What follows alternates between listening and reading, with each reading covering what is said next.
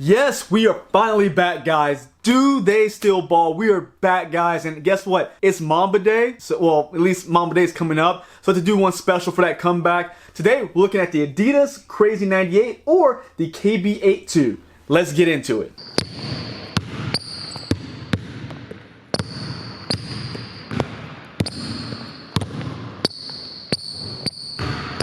What's going on, everybody? It's Mike from the Sneaker History Podcast, and you heard it right in the intro, guys. We are back with a brand new episode of Do They Still Ball? Guys, this is one of my favorite things I've done. I didn't get to do a lot of episodes as we started. I think it's only 3 episodes, but the reception was awesome. Those 3 videos did amazing, and I really do appreciate you guys. I wasn't able to get on court as much as I wanted, so I couldn't do the videos the way I wanted to, but guess what? That's all been solved. We are back, guys, and I really do appreciate you all. So go ahead, hit the subscribe button, leave a like, drop a comment, hit the notification bell, because this will be happening more often. I'm looking to maybe do 2 full-length videos or long-form videos of Do They Still Ball a month, and then some shorts and some reels in between that. But guys, we are back. Performance reviews on older shoes. And yes, if you didn't know, we're gonna be jumping into some tennis as well. And running, of course, we're always gonna do that, but we're gonna make it happen, guys. So I really do appreciate you guys for hanging around the channel, helping the channel grow. And like I said, we're taking a look at Kobe's second signature shoe with Adidas. Now call it the Crazy 98, but you guys know the true name was the KB8 II. Now this is, of course, is a retro, but I want to know, do they still ball? Can you still get on court with these? Do they still hold up to today's standard? Now, with that being said, you know how we grade. It's gonna be off material. It's gonna be off comfort. It is gonna be off court feel / traction, and it's gonna be off weight. So those things, guys, are gonna give them a 1 or 0 out of 5 stars, and let's get into it. Now, of course, I had to bring these on court, so there are gonna be some clips of me on the court here. Now, I'm a little rusty, guys. I haven't played in a while, so, you know, it is what it is, but we're getting back into it, getting loose again. But first thing I want to talk about is material. So you guys see that the KB8 II is actually going to be a mixture of, but I don't know if you want to call this actual leather. I think it's all synthetic, but we'll call it leather for the sake of the conversation. Leather and then textiles like mesh. Now, I will say that, all right, the leather sucks on this shoe. I don't know how well it was constructed back in '98. I wish I had an original pair to compare, but the leather here, oh my God. It is super just not good. Like, I know typically in most cases, like stiffer leather, harder leather is a good leather, but this is not a good cut of leather they use. I love the design of the shoe. I love the way it looks, but man, I have to say this was not awesome. Now I would say the mesh was nice. The mesh was a nice soft mesh. I like the way that feels, but overall, like looking at other sneakers that we reviewed, like the Question, or even going back to things like the Crazy 8 or the KB8 I, such better materials on those that I reviewed. It could just be, again, the retro, but this one, I had to give it a 2.5 out of 5 stars for the materials. I wasn't a fan of the materials. Again, the mesh was the redeeming piece of that, but the leather itself, not so good. But 2.5 I think is fair for what we're getting here in this retro. Alright, guys, so next up we're going to talk about the cushioning. Now with this particular sneaker, they use Adidas Plus as the cushioning. Not terrible, not bad at all. As you guys know, a lot of those older basketball shoes have a pretty chunky sole. These are just the same, but with the Adidas Plus, it's not bad. I won't say it's the best cushioning in the world, but it is pretty solid. I felt nice, I felt comfortable. Now, I will say the only factor that went against the comfort of the sneaker is the sizing, because you guessed it, Adidas does some weird sizing, and I wear size 10 normally. In the Crazy 8 I wear size 10.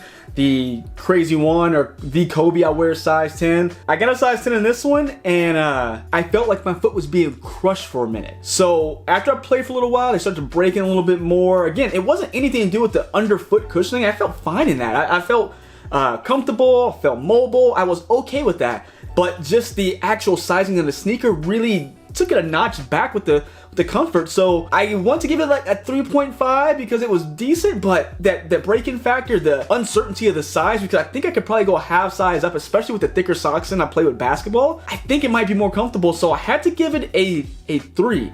But again, if you guys are looking at this pair just to even wear casually, try them on first, because they run way shorter than you think they would. So I give it a 3 in cushioning. All right, next step, guys, is weight. And again, it is gonna be an older shoe. It's gonna have that leather. We're gonna put those in air quotes there. You're gonna have the heavier meshes, the heavier materials, the chunkier sole. So it does have a bit of more beefiness to it than we see with the newer shoes, but it's okay. It is actually not a super heavy shoe. I don't have a scale, which that should probably be the next thing I get is a little scale so I can get the actual weight. But these weren't bad at all. I actually really enjoyed playing with them. They didn't feel overly heavy or overly clunky. Really, again, reminiscent of what we got with the Crazy 8 or again the KB1. I'm okay with it. The weight was okay. I give it right at a 3 for the weight. Again, nothing too heavy, but definitely nothing light like we're typically getting with new shoes now. But no big complaints there. I felt I can play in this shoe for a long amount of time with no problem, not getting fatigued because I'm, you know, dragging around these bricks with me. I think they're good. I think they're okay there. All right, guys. So the last piece is going to be Traction and Courtfield. If you guys know, I put those together because I feel like they go hand in hand. So first things first, let's talk about the Traction. I love the Traction in the shoe. It stuck very well. As you see, there is going to be a herringbone that's going to be at the forefoot and the heel with a mixture of radial traction in the midfoot area. I love this combination. It actually works very well. And if I'm not mistaken, yes, this is the feet you wear setup. So you're gonna have the more articulated setup here to have that more natural foot motion. I liked it a lot. And again, just like the question, I was very surprised on the Courtfield as well. So these stuck to the ground very well. There was no slippage. You guys can see there's a little dirt here, so the court wasn't as clean as it normally is when I play on it. But it stuck well. I had no slipping, I had no sliding. And the Courtfield was pretty solid. So like I said, even though it has a higher stack height, I was pretty impressed with the Courtfield. I felt like I could move around, I could feel where I was going.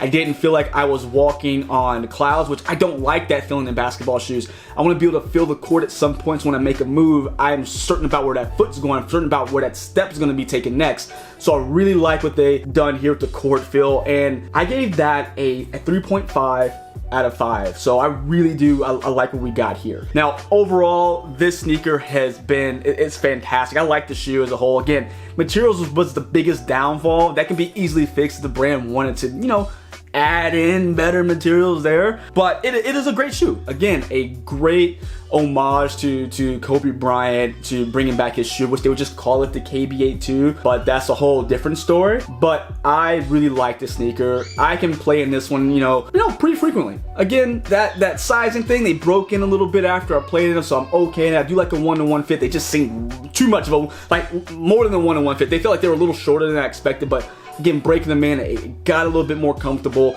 I could definitely see myself playing in these more. But I put the scores all down here, so if you guys are interested in playing in the KB8 II or again the Crazy 98, I'll leave a link down below where you can get a pair. I think they're on sale now at the Adidas website for like 90 bucks. But I'll leave my affiliate code down there as well. You guys can use that, of course, to get a kickback from that. That helps out the channel, lets Adidas know that you're messing with the channel and watching the channel, so I appreciate you guys there doing that as well. But let me know what you guys think. Do you ever see yourself rocking the KB8 II on court? Or is it more of a casual shoe? Or is it just too big in general? Is it too 90s for you? Would you rather something sleeker?